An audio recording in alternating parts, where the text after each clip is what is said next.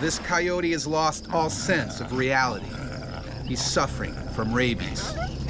The disease in his brain has eradicated any fear of people. All he wants to do is attack. Most likely the coyote encountered a rabid raccoon. They tangled and the raccoon bit the coyote. The rabid animal has left his natural habitat behind.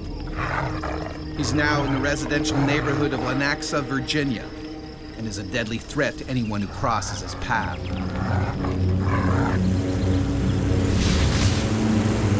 47-year-old Jimmy Hawthorne is working in his yard on a lazy Sunday afternoon. His wife is inside, taking a nap. It was a normal day. I was actually using the lawnmower to blow the leaves off the yard.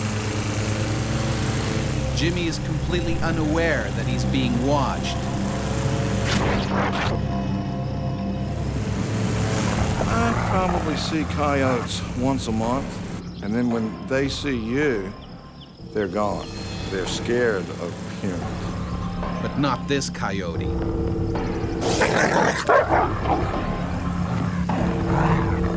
Driven by the lethal virus, he's desperate to bite anything or anyone. Rabies virus infection is transmitted in the saliva and often deposited in skin, subcutaneous tissues, or muscle, and then eventually spreads along nerves to the central nervous system. The diseased coyote closes in on Jimmy. I was just sort of in my own little world, riding on a piece of equipment, and it startled me. I mean, my first thought was, it was a German Shepherd. And then I looked and I said, oh my goodness, it's a coyote. Horrified, Jimmy realizes this coyote is rabid. At that point, it was just terror, scary.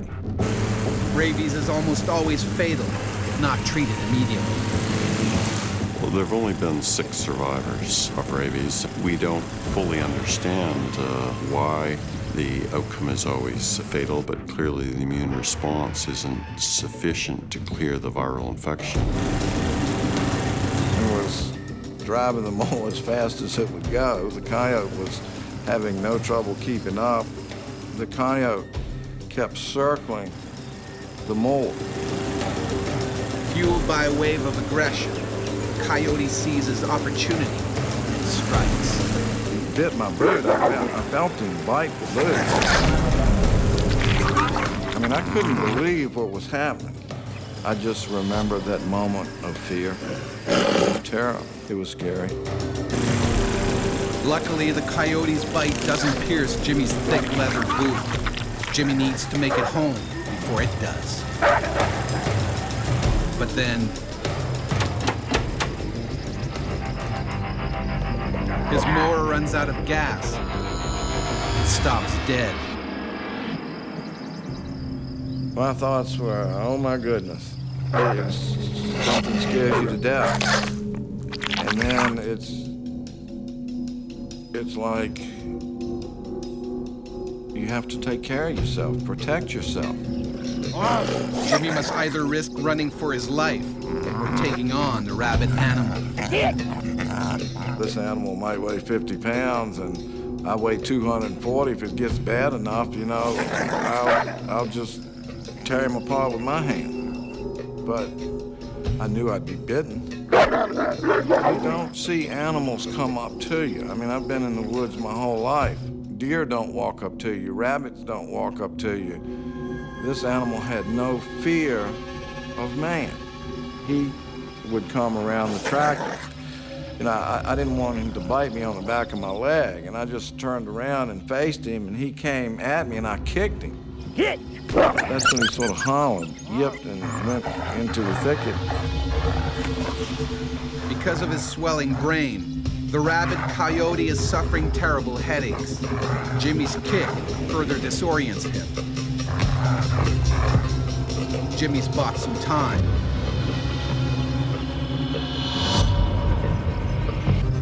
But only a little. I looked around and found a big stick about 8 foot long.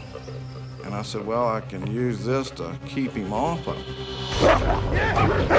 And he was aggressive, extremely aggressive. Coyotes, canine teeth, are so much longer than, say, a Doberman. They're prepared to hunt and kill.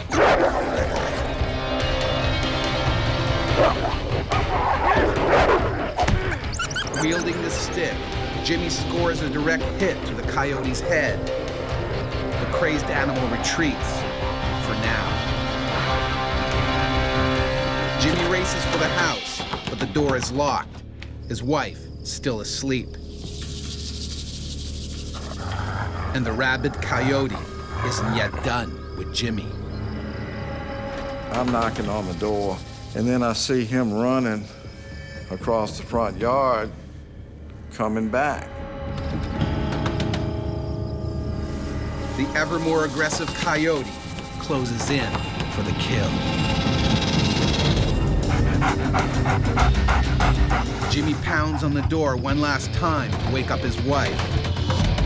And thank goodness she got the door open. And I went in and I told her there's a rabid coyote after me. And I was looking for a gun. The coyote refuses to give up. The rabies has infused him with blind courage. All he knows is he needs to bite.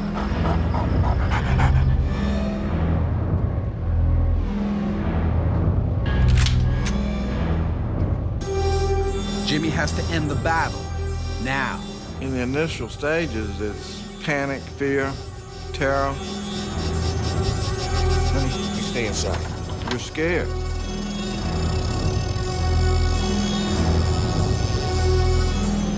And then that went away.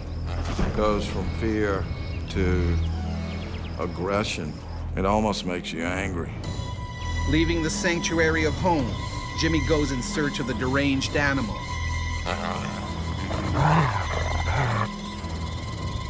But this time, he's prepared.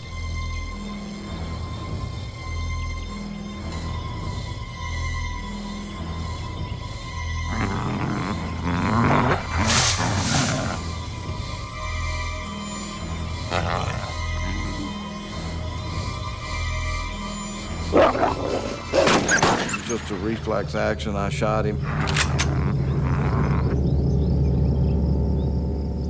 And killed him. When the animal is tested, experts confirm the rabies virus. Thankfully, Jimmy is healthy, but the psychological trauma remains. When I'd go to bed, I'd close my eyes and I would see the coyote coming at me. Now, when doing the gardening, Jimmy and his wife are always on guard, just in case. When the news originally did the story, when it happened, they said, how do you feel about that? And I said, well, you know, I would have rather been a lottery winner. So it was amazing to me how everything is nice. You're at home, it's a Sunday, you're working on your property, everything's calm, and then everything turns into chaos. It's scary.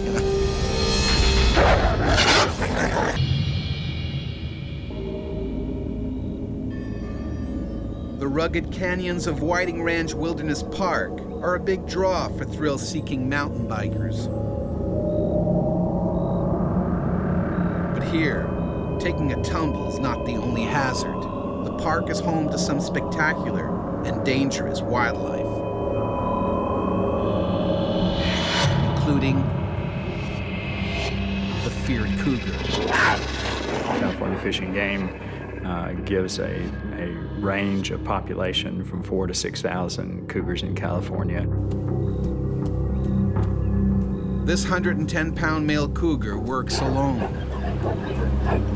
They're very good at being top predators and surviving in the landscape. Their quickness, their agility, their smoothness of movement, they're just good at that. The cougar has just taken a fresh kill. they will immediately take them off into the brush, and that gives them cover and allows them to feed in peace.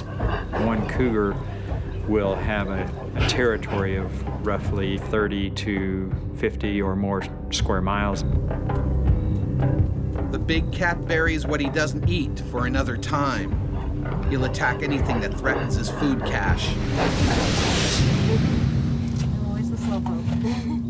Even humans. Aniela, a personal trainer and ex-Marine, and her friend Deb Nichols meet up for a biking excursion. They choose Cactus Hill Trail because of its exciting twists and turns. Ann and I got together because we have common riding styles. We tend to just like to ride hard and not talk a lot. I tend to take up sports where there's usually some rough play. You have to be willing to get dirty, have to be willing to, get cuts and scrapes and maybe some poison oak along the way. But I love it for the adventure. But today, Cactus Hill Trail will take them on a journey they won't soon forget. Ann and Debbie are heading straight to a death trap.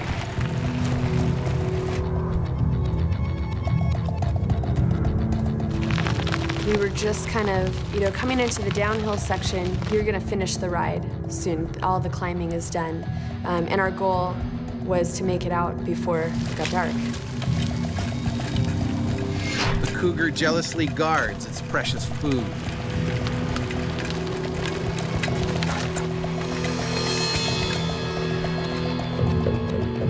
Mountain lions don't move very far from their kills. Once they've cached the kill, they tend to stay relatively nearby.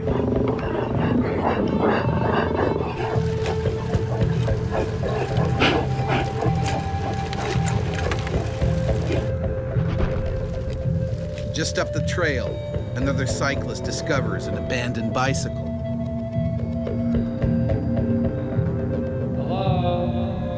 He has no idea who it belongs to.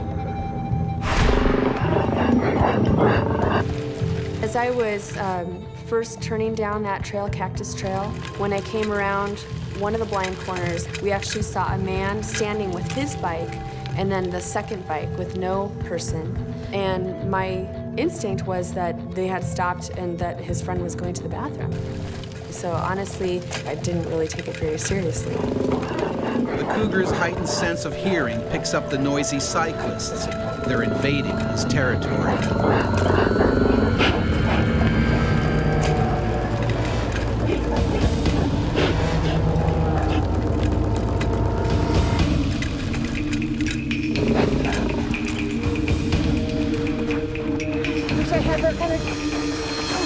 Debbie falls behind. The distance between them has made both more vulnerable.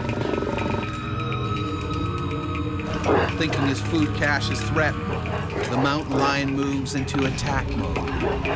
As I was moving down the trail, what caught my attention was I saw a flash of movement. I saw kind of a reddish-brown fur. Initially thought that I had startled a deer, and then the impact. The cougar can leap a great distance in the realm of 20 to 30 feet and will jump on their back and bite the back of the neck.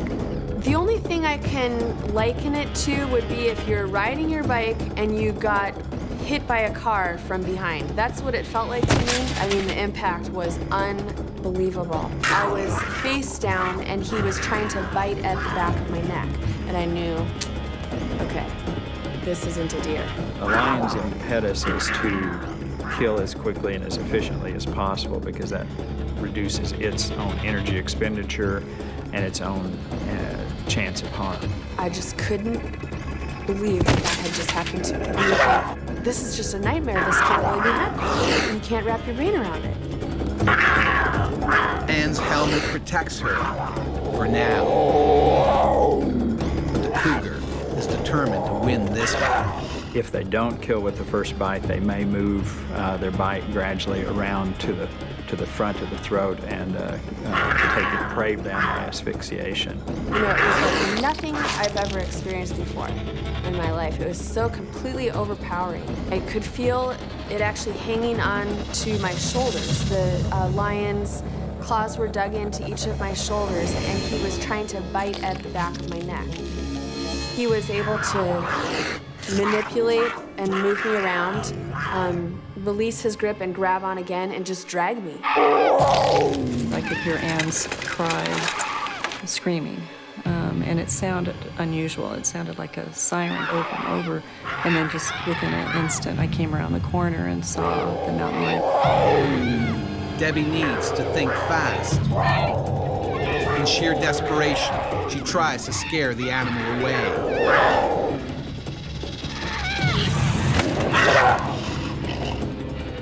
He didn't even flinch. They're very focused predators. They don't get distracted easily. They have to finish what they start. Risking her own life, Debbie does the only thing she can think of. When I grabbed her leg, I thought, it was going to be something that would, alarm him at least, but it didn't. It didn't seem to faze him. All it would have taken is one swipe from that lion to take Debbie out. And she put herself in that situation where that was a very strong possibility. And I had a death grip on her calf area. I was just amazed at his strength. I just remember watching her face and watching her hanging onto my leg and screaming at the top of her lungs. Debbie's frantic attempts aren't working. She can't pry her friend loose. I was very aware that he just basically ripped my face off. An adult male cougar's powerful jaws are comprised of 30 razor-sharp teeth. Measuring as long as 2 inches, these massive canines are used to deliver a lethal bite. The other teeth are specialized in slicing and shearing flesh. They're able to crush leg bones, femurs, large bones, and commonly eat the entire skull. They're very, very strong. Anne is fighting a highly motivated killer and losing. To be honest, that was the only time. It was for a split second, but I basically told myself I'd rather die. I don't remember anything but his tail smacking in his eyes and thinking, I'm so close and I'm screaming so loud, why don't you let go of her face?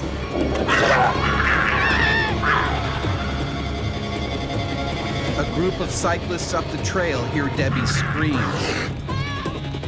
They arrive with Anne's life hanging by a thread.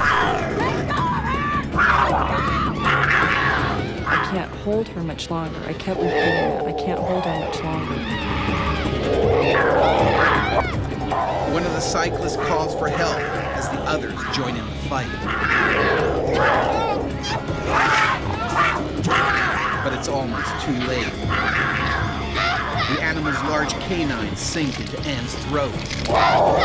Once he locked down, things started to go black. I started kind of seeing stars. And I knew that was going to be the end. Aniela is now on the edge of death, and her friend is powerless to help.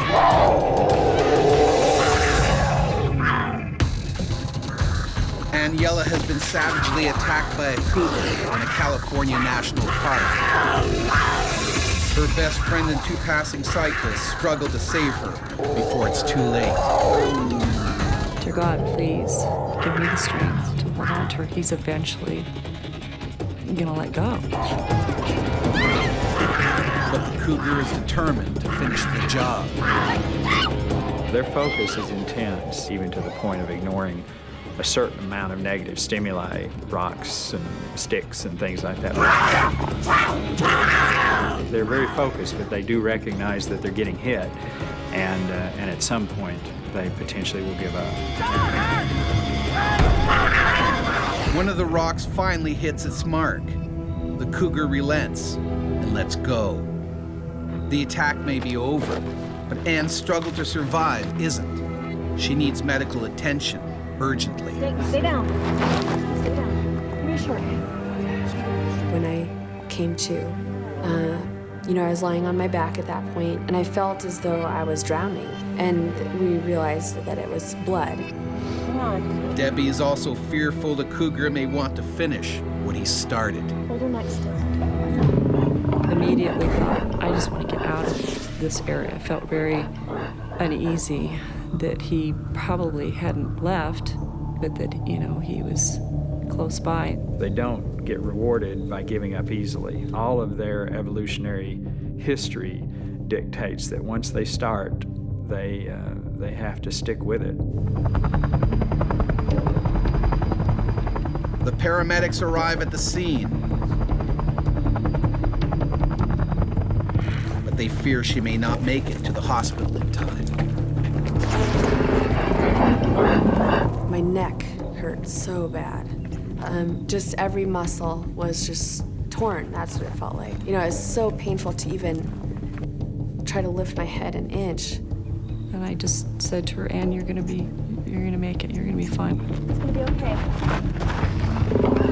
The cougar stays in the area, still protecting his food cache, while Ann is airlifted to the hospital. Surgeons tell Ann that the cougar's bites were millimeters away from ending her life. My plastic surgeon told me he found 40 bite wounds to my neck alone, and then I had obviously severe wounds to my face. It wasn't gonna be a quick fix. This is not like one surgery, I'm back to normal.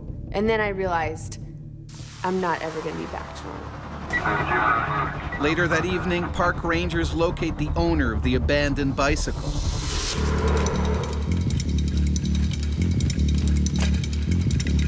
He had been making his way down Cactus Hill Trail when his chain came off. Unaware he was being watched.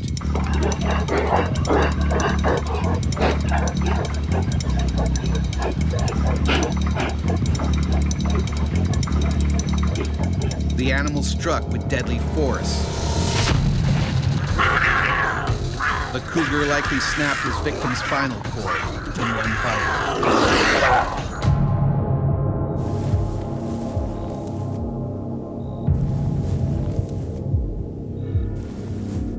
Gosh, I can't believe that I'm still here.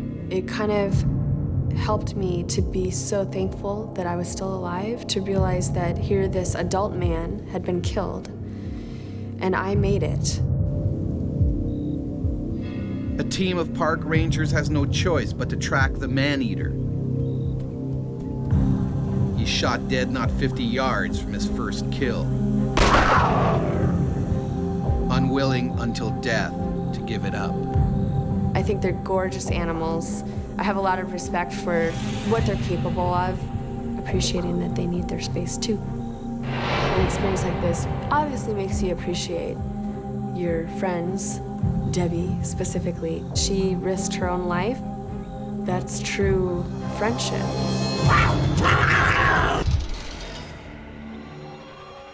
The African savanna, home to one of the most feared predators on Earth, the lion.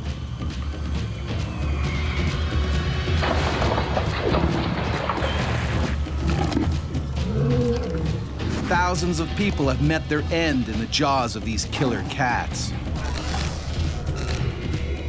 This pride lives in a game reserve in South Africa's Mpumalanga province. And when food is short, or they feel threatened, these big cats can turn man-eater.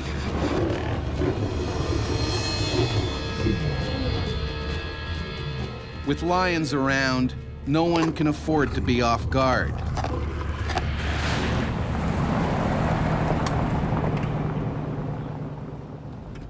Danger is part of the job for 23-year-old conservationist GERRIE CAMACHO. He manages the reserve's lions, and today he has a problem. A lioness is wounded, and she's pregnant. This female, because she was injured and finding it difficult to keep up with the pride to feed and to compete for food around the carcasses and things like that, she was getting very hungry.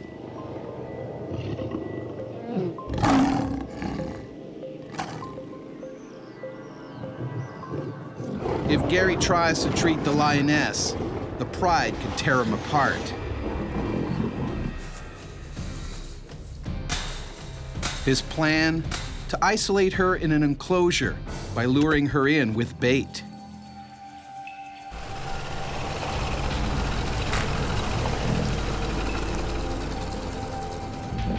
But the dominant males get to the meat first. Some are her own offspring.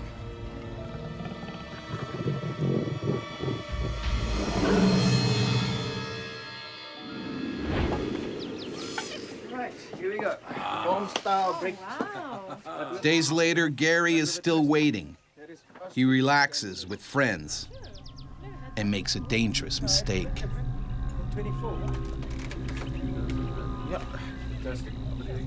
I took off my sidearm and put it to the one side to just be more comfortable and not thinking of anything that can happen at that point.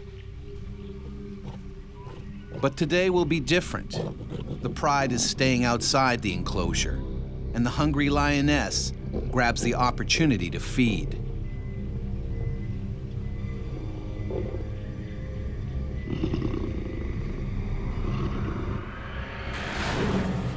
She's in the enclosure. Gary is delighted she's finally taken the bait. I'll be back in a couple of minutes. I just want to close the gate. Now he can treat her injury. 5 minutes. Come, let's go. I basically thought, okay, this is what we've been hoping for. Let's quickly go and close the gates and make sure that she's constrained inside. But in the rush, he's forgotten the one thing that could protect him in an attack. "...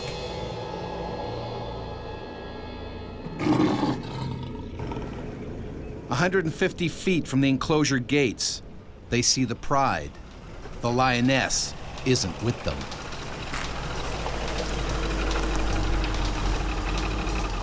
There she is, behind that bush. Oh. Gary is relieved his plan is finally working.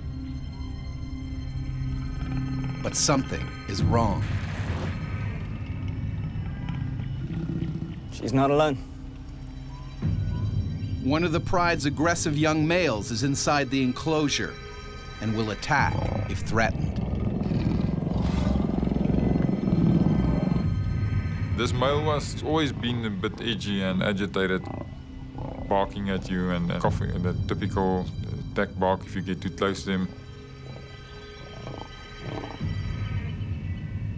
Getting the young lion out is dangerous, but without treatment, the lioness could die of gangrene.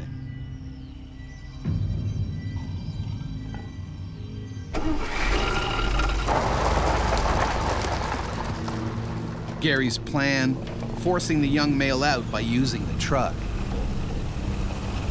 So we went into the gate and I tried to get the vehicle between the male and this female and then push him out so that he could be running out. And once he would be outside, we could close the gates. But the young lion isn't easily intimidated. He's not leaving. I think what happened at that point, he was looking at the movement of the vehicle. So the vehicle and the people inside was posing a threat to him as well as myself. And instead of him running for the gate, he was just seeing himself being crowded by this whole scenario. I was worried that he might start getting agitated, running up and down, psyching up the female as well, the rest of the pride. Forcing him out with the truck hasn't worked. All Gary can do now is try to flush the lion out himself. Just gonna have to go in there and chase him out.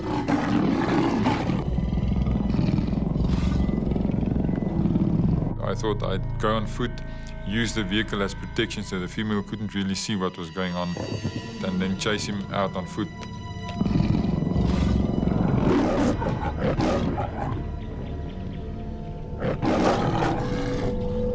It's a risky move. especially as Gerrie still hasn't realized he's forgotten his gun.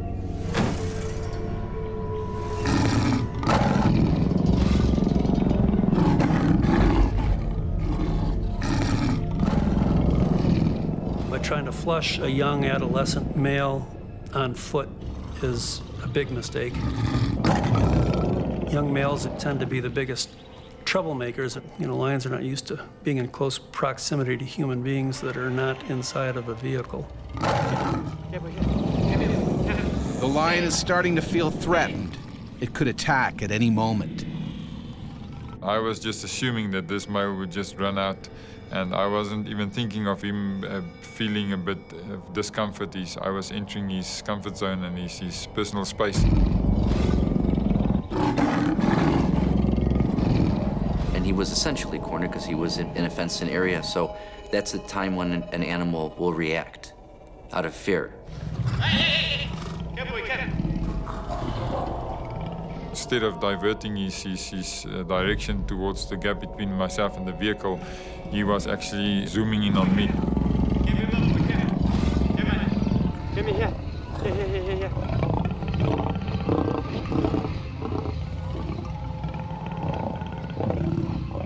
I realized he was coming for me now.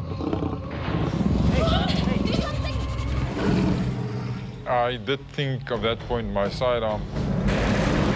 This was the most stupid thing that I could have done. I don't know why I took it off. Gerrie tries frantically to get out of the lion's way, but it's too late. He was planning to go for my upper body. I moved back, he misjudged himself. I think that actually, to a certain extent, saved my life. The lion has missed Gerrie's head, but it locks its vice-like jaws around his leg. His friends, also unarmed, can only watch in horror. Gerrie has now become human prey.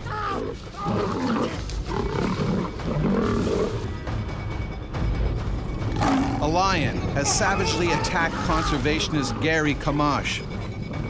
Unarmed, he must now fight for his life with his bare hands. And I had my hands trying to push his head down and away from me and keep him down. It was like an iron vice, a big vice just clamping around my leg. A lion's jaws can bite with nearly 900 pounds of pressure, enough to snap the spine of its prey with ease. The lion certainly was trying to control him and immobilize him and get him to a point where he could access a more vital area.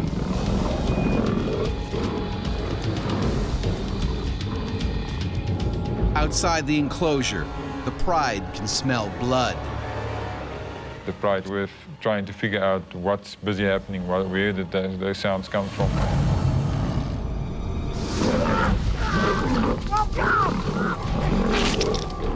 The pride is becoming restless. If they join in the attack, Gerrie is finished. Frantic, he tries to pry open the lion's jaws. Well, I tried to put my thumbs into his mouth between his premolars. I couldn't get in, they were already too close to each other. I just realized there's no way I'll be able to get my leg out of this. Gerrie's friend Johan tries to find anything he can to use as a weapon. But he comes up empty.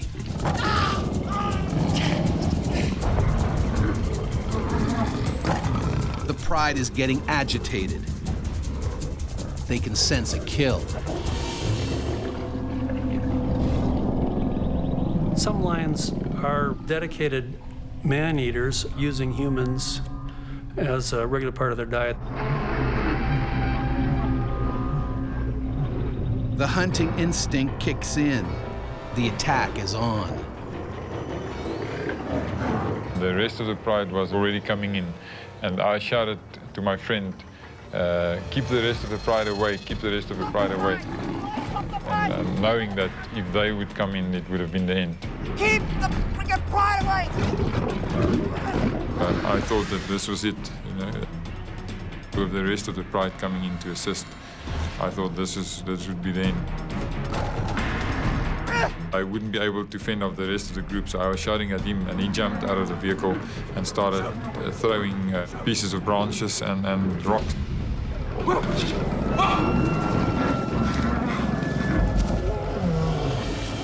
Incredibly, Johan manages to hold the pride back. I'm coming! But Gary's leg is still locked in a lion's mouth. He needs to do something fast. Desperate, Gary attacks the lion's only weak spot, its eyes. I could just feel when I pressed my thumb into his eye that he was blinking and trying to get out. That was hurting him. The nose and the eyes are very vulnerable. That's the part of them that they have to, at all costs, protect. But the lion won't let go. It fights back with razor-sharp claws. Or not only do they shred your flesh like a hot knife through butter, but the infections caused by those claws are also very septic and can lead to rapid infection and death.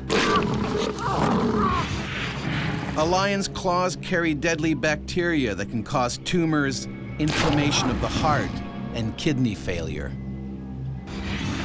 I still remember the sound of ripping flesh.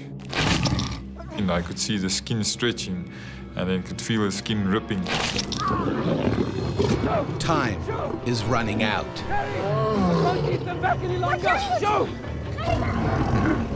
Johan has nothing else to throw at the lions. If the pride attacks, Gary is unlikely to escape alive.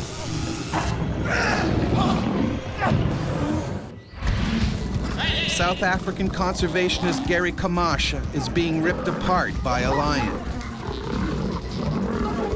The rest of the pride are about to join the attack. Hey! I can't keep them back any longer! Fearing for his life, Johan has gotten back in the vehicle. The worst moment for me, Johan shouting, I can't fend him anymore, and his door closing, hearing his door banging, closing up. I realized how close I was to death.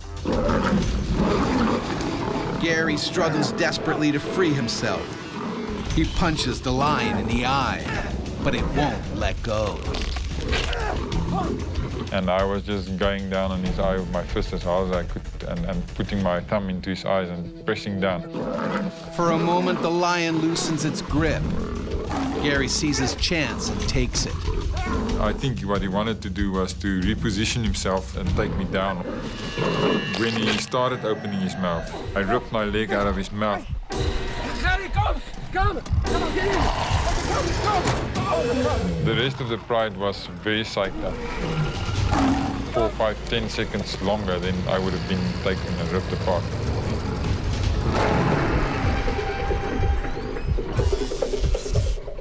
Adrenaline is coursing through Gary's body, numbing his pain.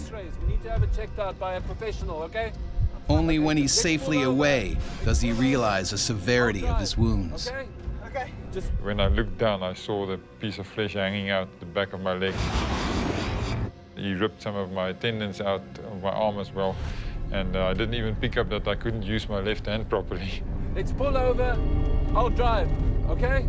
Okay. Just pull over. Okay. Pull over. It takes half an hour to get to the nearest hospital.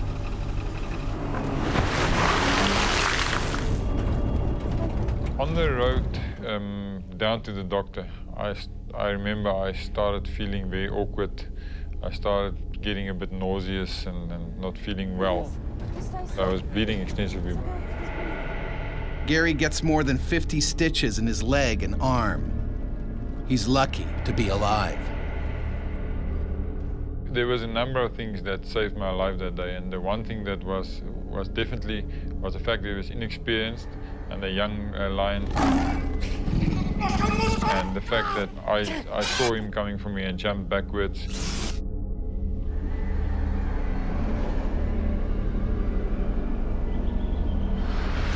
Just a few weeks later, Gary returns to work on the game reserve.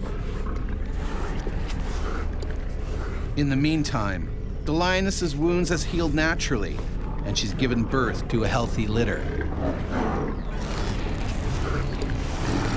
Gary's close brush with death has made him realize that on the savannah, you can never drop your guard. I think what it did cause me is to be way more cautious than I was at that point, because I can remember I was getting more and more complacent with these animals.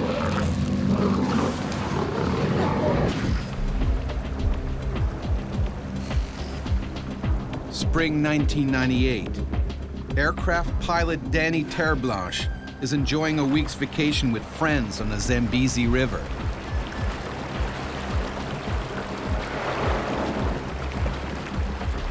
Every year, the group heads off into the wilderness for a taste of adventure.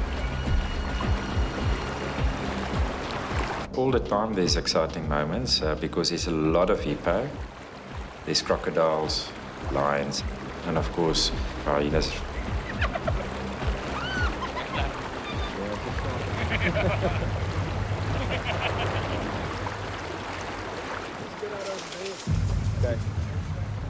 After an action-packed day on the water, the friends pull up for the evening.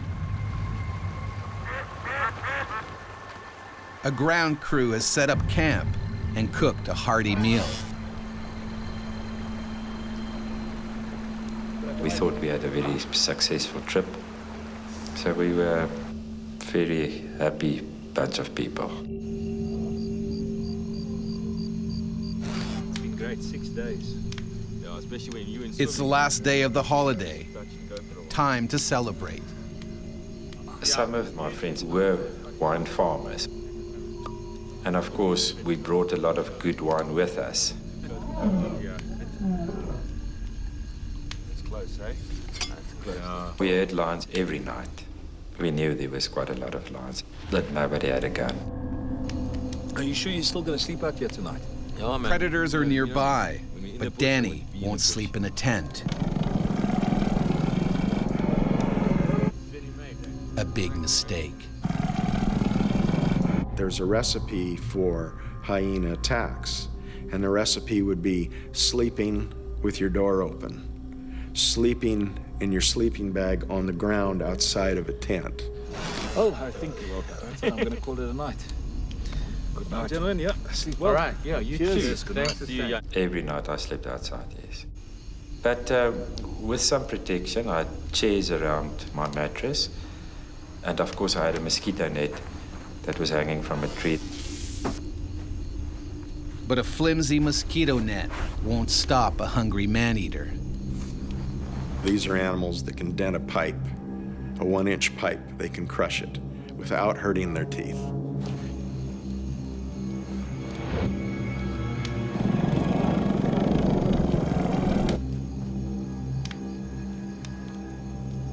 At night, the hyena has a huge advantage. It can see in the dark.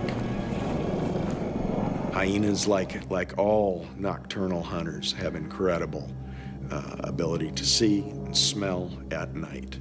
Night vision is excellent.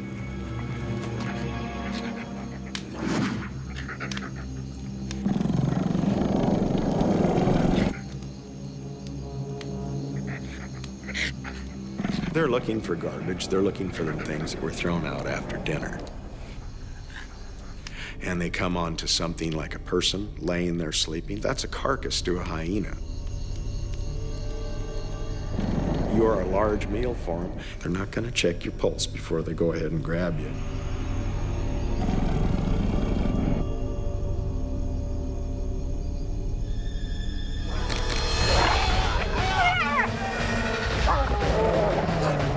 I thought somebody, they hit me with a plank over my head. When Danny realizes it's a hyena attack, his blood runs cold. If it drags him into the bushes, it could tear him apart in seconds. I've got no weapon, and I think my way of protecting myself is to pull a thick blanket over my head. It doesn't bite my head. A hyena's bite can exert a force of up to 1,000 pounds.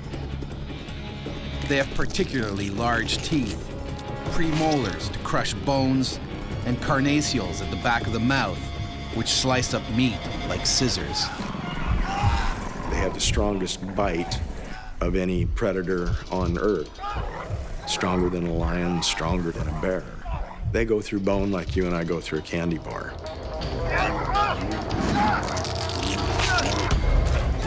I tried to lie on my stomach in a crawl position, but it was just instinct.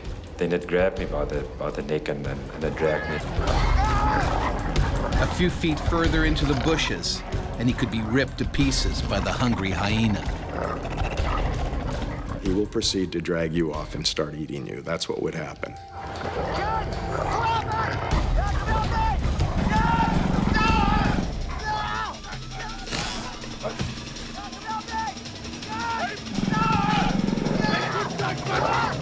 The hyena strategy is to kill you and then dismember you and then run away with whatever bits they could. Without the support of the rest of the pack, the hyena cannot fight for its meal. So it retreats. I felt the pain in my head, and when I felt it with my hand, I knew there was something terribly wrong. I felt a hole in my head. My biggest fear was that I lost my ear and I'm going to lose my hearing. And of course, the first thing that goes through one's mind is that I'm going to lose my flying career. Luckily, Danny's ear is still in one piece. Hold on, we just need to clean it, yeah. My ear was still in the mosquito net, hanging by a little piece of skin from my head. Just rinse it off. I think they probably will wash it with some good old Cape dry red wine. Desperate to save his ear, his friends bind it back onto the gaping wound. The nearest hospital is in Kariba, 80 miles across rough terrain. They need to hurry. Danny is at grave risk of a deadly infection. Hyenas eat rotting carcasses, and their mouths are crawling with dangerous bacteria. You can imagine the bumps in the road. I don't know how many times I've passed out. Adrenaline from the attack is wearing off. Danny's in shock. I prayed a lot, and I asked God to help me, and that was, I think, that maybe pulled me through. All right, now we're going to go through there now. This is come on, the place is going to be good.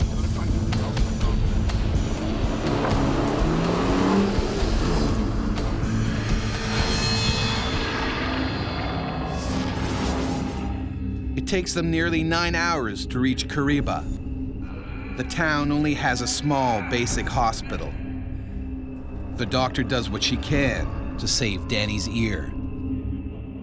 She had to stitch it back onto my head, but there was no anesthetics. My friends had to hold me on the table while she did the job. That was very, very painful. Danny is then flown back to South Africa, where a plastic surgeon performs 3 painful operations. His ear is finally restored, and he can resume his flying career.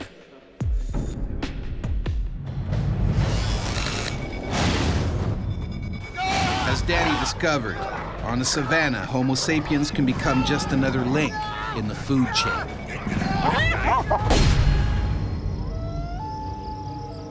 Algonquin Park, Ontario. A vast landscape of forests, lakes, and rivers. A popular destination for hikers and nature lovers. And home to predators, including the eastern wolf. The conventional wisdom in North America is that wolves are basically harmless. But it became crystal clear that there were circumstances under which the wolves would be dangerous. This adult wolf has been expelled from his pack.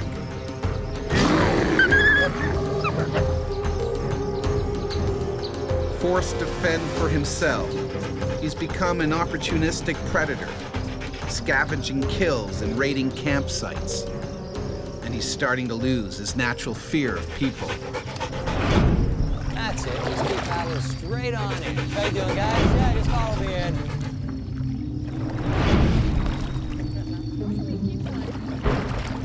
The Delventhal family is near the end of a 9-day canoe trip to some of the park's most remote areas. All right, then.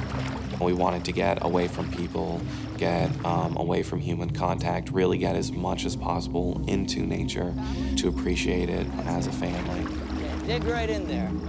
It had been one of the best trips, probably one of the high points of our lives together as a family. As the day ends, the Delventhals look for a place to set up camp. Hey, Tracy, how about right over here? The perfect spot, isn't it? Great job, guys. They're unaware that something else has also picked this site. Fire going. The wolf gravitated to the campsite because that was a place where in the past it may have smelled food, experienced food. Although both parents just want to kick back and relax, their older boys have plans of their own. We wanted to go out on the water and see the sunset. And our parents had very strict rule that me and my brother Eli were not allowed out in the canoes without one of them in the canoe. So we needed to convince one of our parents to go out with us. What do you say, Mom? We're gonna stay here and make dinner, and you boys go ahead. Tom and his 2 older sons set off in the canoe. He has no idea a hungry wolf may now be sizing up their little brother. About 80% of the attacks are aimed at children. And children are being taken while they are still struggling and screaming and are being carried off.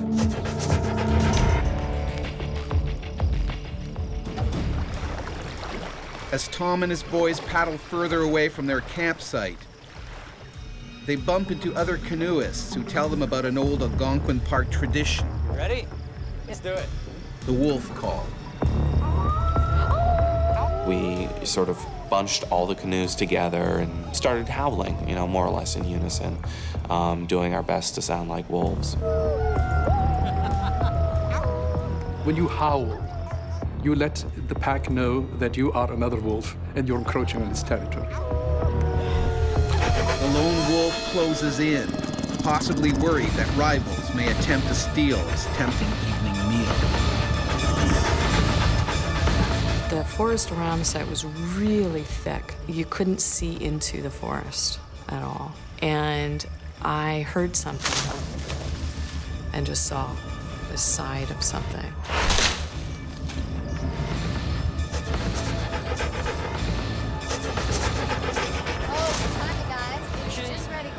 Tom arrives back with his older sons.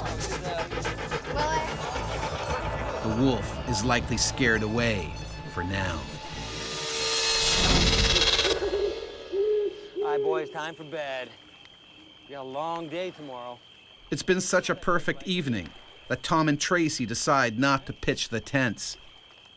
The Delventhals will sleep under the stars.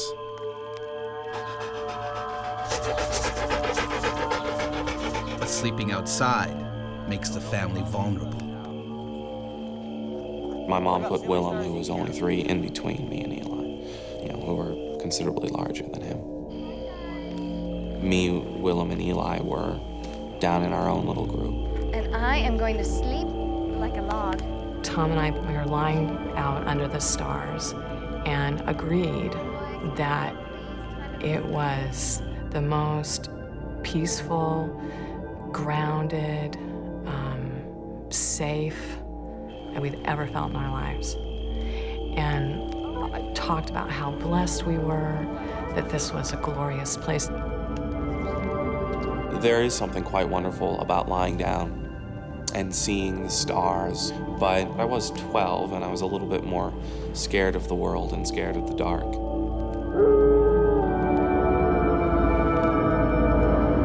The ravenous wolf bides his time.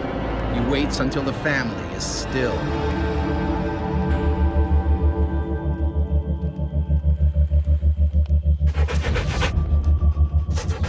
His sights are firmly set on the children.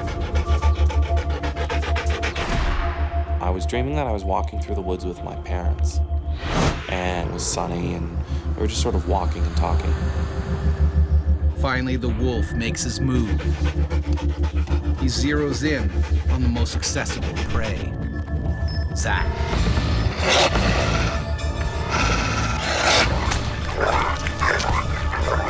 While I was dreaming, there was definitely a sensation of pressure on my face.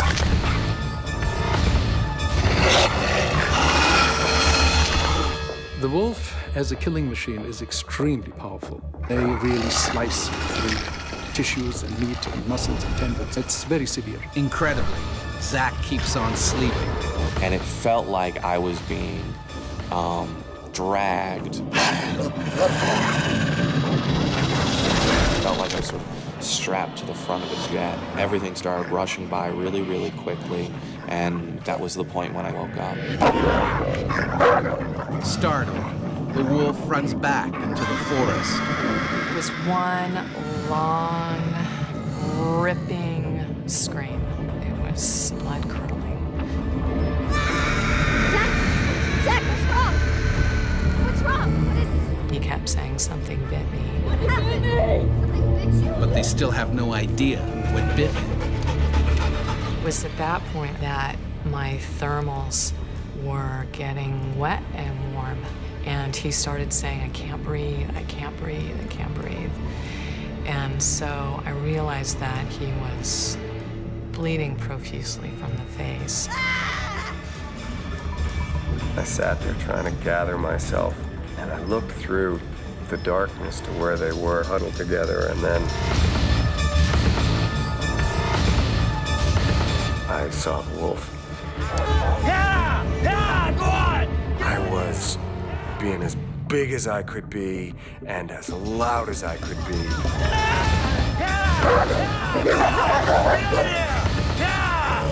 I had to get away from my wife and child. He ran right past us, and we could hear it running into the woods and whacking trees and bushes and stuff. And I was trying to hold Zach and figure out what was going on. The animal retreats. The wolf! And I immediately started panicking. Could kill the whole family. I kept just pulling him down and whispering, "We have to stay calm, we have to stay calm, we have to stay quiet, we have to know where it is." But with only a flashlight, the family has no idea where the wolf is hiding, whether it's vanished or simply biding its time. Wolves have a marvelous tapetum lucidum, which is the technical name for a membrane in the back of the eye which reflects light. And so wolves can see at night much better than we can. The wolf is probably watching the family's every move. He will choose the best moment to resume his attack. I thought we were all gonna die. I thought that there was nothing we could do to stop a wolf that wanted to eat us. On a canoeing trip to Algonqu Park, Ontario, the Delventhal family has fought off a savage attack by a lone wolf. Go on! Go on! They're terrified and will strike again. First thing I found was my paddle. It was the biggest of all of the paddles. And I went back to where he had disappeared and stood there for about half a minute until I was satisfied that he was gone.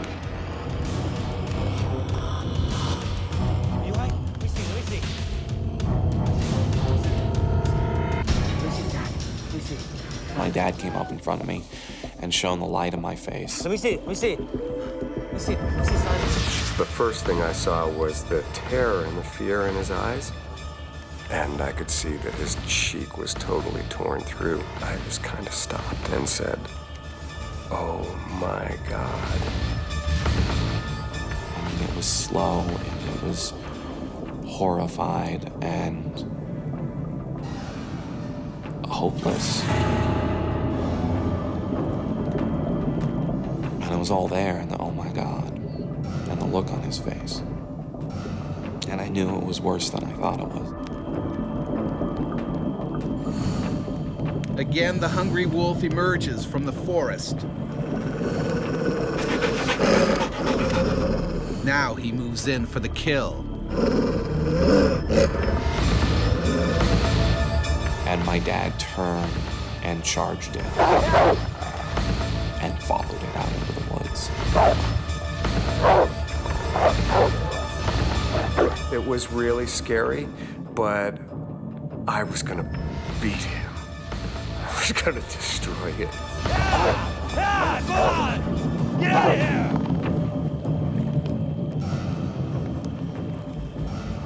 The trees wrapped around him, and he was gone. He disappeared.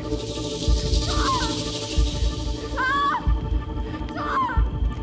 come on! I thought if he doesn't come back, how am I going to protect these kids on my own? My immediate thought was that I wasn't going to see him again.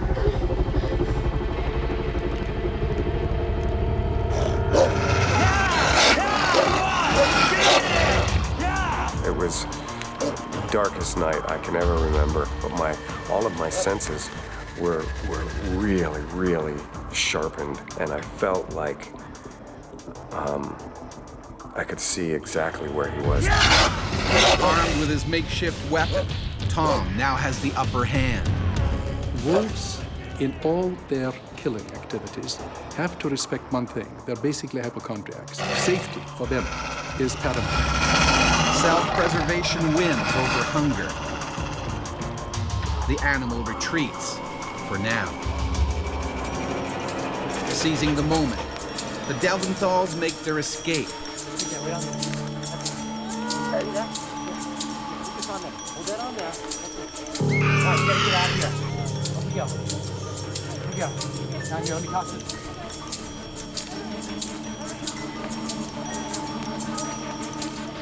Let's go, guys. Let's go.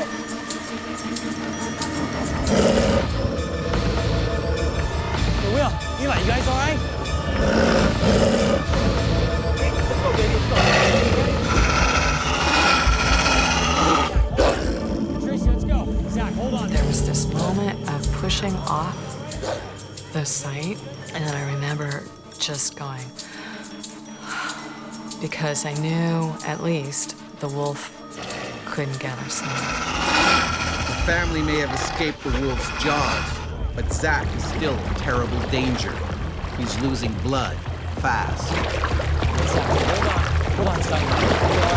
I thought about dying, so I just sort of peacefully lying in the boat and figured I could slip away now and it would be easy. What changed my thinking was thinking about my family and thinking about how much they would all miss me.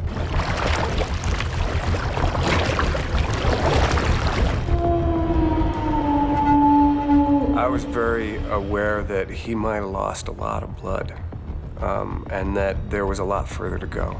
We couldn't find our way out, and that was just feeling like incredible powerlessness on my part. I was really angry at myself, frustrated with myself, and frustrated with the situation. After 3 long hours, the family sees a glimmer of light. They arrive at a lodge, but the hospital is still another 4 hours away.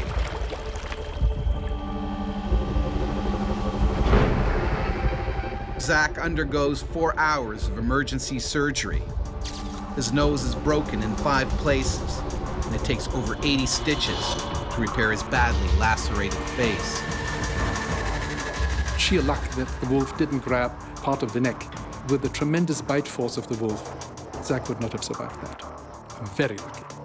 They took Zachariah into a triage room, and it was that moment, it was the first time that I looked at him, because I thought, okay, now we're safe, and I can see.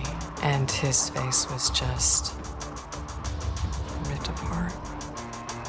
Even after the doctor had Zach and was doing what he could to put Zach's face back together again, the reaction was, well, it couldn't have been a wolf. And they treated me very much like I was hallucinating, or just a stupid geek from the city, or, you know, somebody who just didn't understand, obviously, because wolves don't do that. The scars themselves really aren't that visible. The psychological trauma leads to months of severe panic attacks. The therapist said what happened is deep and primal, because you're supposed to be safe when you're asleep. He didn't know it was coming. None of us knew it was coming. Park rangers decide the lone wolf poses a serious threat to other campers. 5 days after the attack, they find the animal they believe terrorized the Delventals and shoot it dead. But Zach doesn't blame the wolf for what happened. I'm not really any more or less afraid of wolves than I was before. And I have great respect for them, great admiration for them. But they're always potentially dangerous.